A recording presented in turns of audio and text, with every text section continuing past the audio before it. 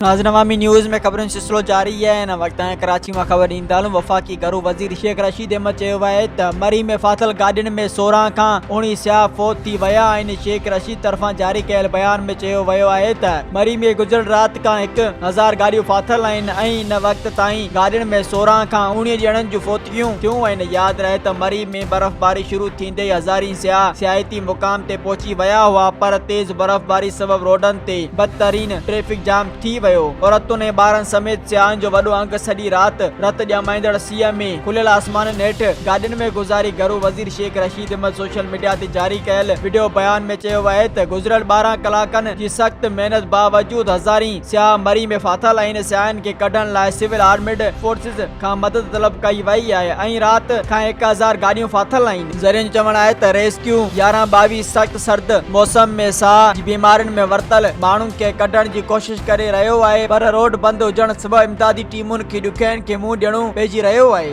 मज़ीद खबरों और तफसीलात के लिए विजिट करें हमारी वेबसाइट www.awamiNewsHD.com।